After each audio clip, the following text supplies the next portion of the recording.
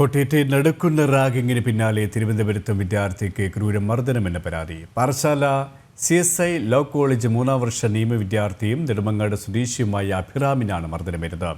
Senior വിദ്യാർത്ഥികൾ താമസ സ്ഥലത്ത് അതിക്രമിച്ച് കിടന്ന് മർദ്ദിച്ചു എന്നാണ് പരാതി. സംഭവത്തിൽ സീനിയർ വിദ്യാർത്ഥികളായ ബിനോ, വിജിൽ, ശ്രീജിത്ത്, അഖിൽ എന്നിവർക്കെതിരെ പാറശാല പോലീസ് കേസെടുത്തു. അഭിറാമിന്റെ കഴുത്തിനും മുതുകിനും തലയ്ക്കും പരിക്കേറ്റിട്ടുണ്ട്. പാറശാല CSI ലോ കോളേജിലെ 1ാം വർഷ വിദ്യാർത്ഥിയെ താമസ സ്ഥലത്ത് അതിക്രമിച്ചു കയറി സീനിയർ വിദ്യാർത്ഥികൾ ക്രൂരമായി മർദ്ദിക്കുകയായിരുന്നു.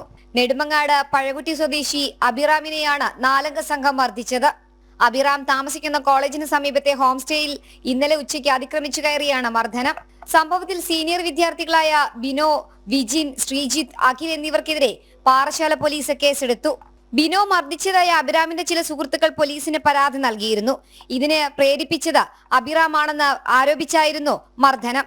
ഹോം സ്റ്റേ അടിച്ച് പൊളിച്ച ശേഷമാണ് സീനിയർ വിദ്യാർത്ഥികൾ അകത്ത് കയറി അഭിറാമിനെ ക്രൂരമായി മർദ്ദിച്ചത്.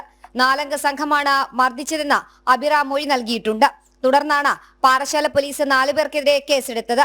നെടുമങ്ങാട് സ്വകാര്യ ആശുപത്രിയിൽ ചികിത്സയിലാണ് അഭിറാം. അഭിറാമിന്റെ കഴുത്തിനും മുതുകിനും തലയ്ക്കുമാണ് പരിക്കേറ്റത്. മർദ്ദനത്തിൽ അഭിറാമിന്റെ പല്ലുൾപ്പെടെ പൊട്ടിയിട്ടുണ്ട്. ജനം, തിരുവനന്തപുരം.